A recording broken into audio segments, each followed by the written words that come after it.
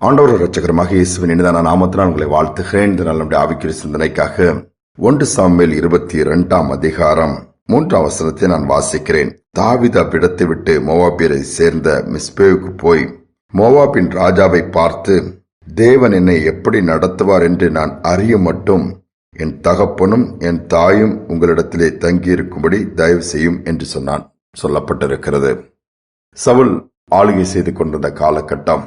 சவுலுடைய காரியங்கள் கர்த்தருக்கு பிரியமில்லாமல் இருந்தபடியினால் அவன் ஸ்தானத்திலே கர்த்தர் வேறொருவரை கொண்டு வரும்படியாய் திட்டம் பண்ணினார். அதற்காக ஏற்படுத்தப்பட்ட ஒரு மனிதன் தான் தாவீது. தாவீது விசேஷ விதமான ஒரு அபிஷேகத்தை கர்த்தர் கொடுத்திருந்தார். அந்த தேசத்திற்கு ராஜாவாய் மாறும்படியாக வாக்கு கொடுக்கப்பட்டது, அபிஷேகம் கொடுக்கப்பட்டது. ஆனால் உடனே அவைகள் நடக்கவில்லை. எல்லாம் தலைகளாகத்தான் காரியங்கள் நடந்தது, மாறாகத்தான் நடந்தபடியினாலே சவுல் தாவீதை வேட்டையாட நினைத்தான். எப்படியாவது தாவீதை கொன்றுவிட வேண்டும், இல்லாவிட்டால் தன்னுடைய பதவிக்கு, தன்னுடைய மகனுடைய எதிர்காலத்திற்கு ஆபத்து வரும் என்று சொல்லி பல விதத்தில் நெருக்கங்கள், போராட்டங்கள். இந்த போராட்டத்தை தாக்குப்பிடிக்க முடியாமல் தாவீது என்றைக்காவது ஒரு நாள் சவுல் என்னை கொன்று விடுவான் என்று சொல்லி அந்த தேசத்தை விட்டே போய் மோவாபின் தேசத்திற்கு போய் அங்க இருக்கும் பொழுது தன்னுடைய பெற்றோர்களை கொஞ்ச நாள் அங்க இருக்க முடியாது ராஜாவிடம் கேட்கும் பொழுது என்ன சொல்லுகிறார்? கர்த்தர் எவ்விதமா என்னை நடத்துவார் என்று எனக்கு தெரியவில்லை. அதனால் நான் கொஞ்ச நாட்கள் காத்திருக்க வேண்டிய அவசியம் இருக்கிறது. தேவனுடைய பாதத்திலே காத்திருந்து ஆண்டுடைய நடத்தலை அறிந்து அதன்படி செய்தால்தான் எனக்கு நலமாக இருக்கும் என்று தாழ்த்தி ராஜாவிடம் கேட்கும் பொழுது ராஜாவா அதற்கு உதவி செய்கிறான். யோசித்து பாருங்கள். தேவனால் அபிஷேகம் பண்ணப்பட்ட ஒரு தாவீது பல யுத்தங்களை செய்து வெற்றியை கண்ட கோலியாத்தை முறியடித்த அந்த தாவீது இந்த இடத்திலே தத்தளிக்கும் பொழுது கூட எவ்வளவு தெளிவான ஒரு முடிவு எடுக்கிறார். என்ன முடிவு? தேவன் எவ்விதமா என்னை நடத்துவார் என்று இப்பொழுது தெரியவில்லை. எல்லா பக்கமும் குழப்பம், எதிர்காலம் கேள்விக்குறி. என் பெற்றோர்களை நான் கவனிக்க வேண்டும். என் தேசத்தில் எனக்கு இடமில்லை. நான் இப்பொழுது என் ஜீவன் தப்ப வேற இடத்திலே வனாந்தரத்திலே காடுகளை அலைந்து திரிகிறேன். ஆனால் இந்த நேரத்தில் நான் அறிய வேண்டியது ஒன்றே ஒன்று, தேவனுடைய நடத்தல் எப்படி இருக்கும் என்று சொல்லி காத்திருக்கிறான். தேவனும் நடத்துகிறார். இதுதான் இன்றைக்கு நமக்கு தேவை. எங்கு பார்த்தாலும் குழப்பங்கள், பதற்றங்கள், பாதிப்புகள் நிறைந்த இந்த நாட்களிலே எல்லா சூழ்நிலையிலும் குழம்பி போய் இருக்கிறவர்கள் செய்ய வேண்டியது ஆண்டவர் சமூகத்துல கொஞ்ச நேரமாவது காத்திருந்து ஆண்டவர் தனக்கு கொடுத்த வாக்கு தத்துவத்தை நினைவு கூர்ந்து அதிலே தேவன் எவ்விதமாய் நடத்துகிறார், எவ்விதமாய் நடந்தால் அந்த வாக்கு தத்துவத்தை சுதந்திரிக்க முடியும் என்பதை அறிந்து கொள்ள வேண்டியது அவசியமாக இருக்கிறது. இன்னைக்கு நாம் செய்கிறோமா? ஒரு அருமையான கணவன் மனைவி தேவன் அவர்களை குடும்ப வாழ்க்கையில இணைத்ததிலிருந்து சந்தோஷமாய் தங்கள் வாழ்க்கையை தொடருகிறார்கள். தேவன் அவருக்கு வாக்கு கொடுக்கிறார். என்ன வாக்கு? சங்கீதம் 122:2 உன் கைகளின் பலனை நீ சாப்பிடுவாய், பாக்கியமும் நன்மை உண்டாகும். அவள் கைகளின் பலன் எல்லாம் ஆசீர்வாதம் உண்டாகிறது. புதிதாக வீடை கட்டி குடியிருக்கிறார்கள். ஆனால் குழந்தை பாக்கியம் அவர்களுக்கு இல்லை. இதனால் பயங்கர நிந்தை. எங்கு பார்த்தாலும் கேள்விகளுக்கு பதில் சொல்ல முடியாமல் தத்தளிக்க ஆரம்பித்தார்கள். ஆனால் ஆண்டவரை உறுதியாய் பிடித்துக் கொண்டு ஆண்டவர் வாக்கு கொடுத்திருக்கிறாரு.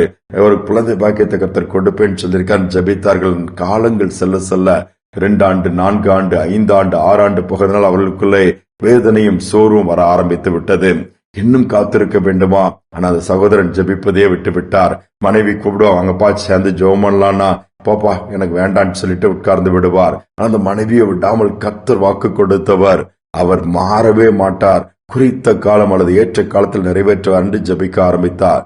மற்றவர்கள் சொல்ல காரியங்கள் எல்லாம் அதிகமா உள்ளத்தை உடைக்கும் பொழுது இந்த சகோதரி என்ன பண்ணுவார்களாம்? தேவன் கொடுத்த வாக்கு தத்தத்தை தன் காது கேட்கத்தக்க விதத்திலே சத்தமாய் சொல்லுவார்களாம். மனதிற்குள் மட்டுமல்ல, தன் காதுகள் கேட்கத்தக்க சத்தமாய் சொல்லும் பொழுது இந்த வார்த்தை, இவர்கள் வார்த்தையை அப்படி வெளியே வந்து இவர்கள் காதுகளுக்குள்ளோடு உள்பிரவேசிக்குமாம். அப்போ அவர் சொல்லுகிறார், மற்றவர் சொன்ன வார்த்தைகளின் காது வழியே உள்ள போய் ஸ்டோர் ஆகி கிடக்கிறதை காட்டிலும் தேவன் எனக்கு கொடுத்த வாக்கு தத்துவத்தை சத்தமாய் திரும்ப திரும்ப சொல்லி பொறுமையாய் காத்திருந்தேன்.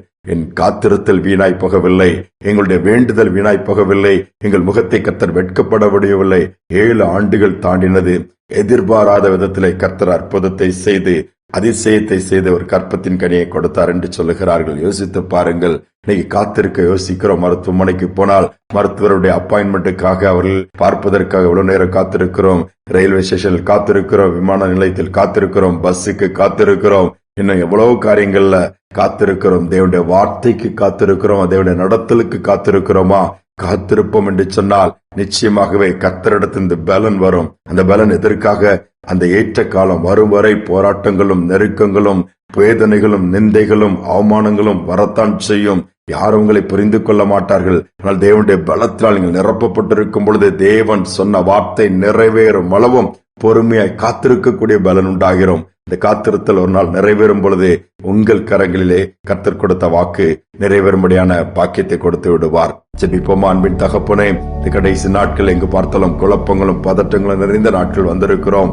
ஒருவேளை இன்னைக்கு எவ்வளவு நாட்கள் காத்திருக்கிறது, எவ்வளவு நாட்கள் இந்த நிந்தனை, எவ்வளவு நாட்கள் இந்த வியாதி, எவ்வளவு நாட்கள் இந்த பலவீனம், எவ்வளவு நாட்கள் இந்த தரித்திரம், எவ்வளவு நாட்கள் இந்த வேலையில போராட்டம், நிம்மதியே இல்லையே, வீட்டிற்கு வந்தால் நரகம் போல இருக்கிறது, சமாதானம் இல்லையே, தத்தளிக்கிற பிள்ளைகள், என்ன செய்வதென்று தெரியவில்லை என்று குழப்பத்தில் இருக்கிற பிள்ளைகள் இந்த செய்தியை கேட்க நேரிடுமானால் பரலோகத்தின் தேவன் இந்த பிள்ளைகளுடைய மனதை திடப்படுத்துவீராக, தைரியப்படுத்துவீராக, உமக்கு காத்திருக்கக்கூடிய கிருபை கொடுப்பீராக.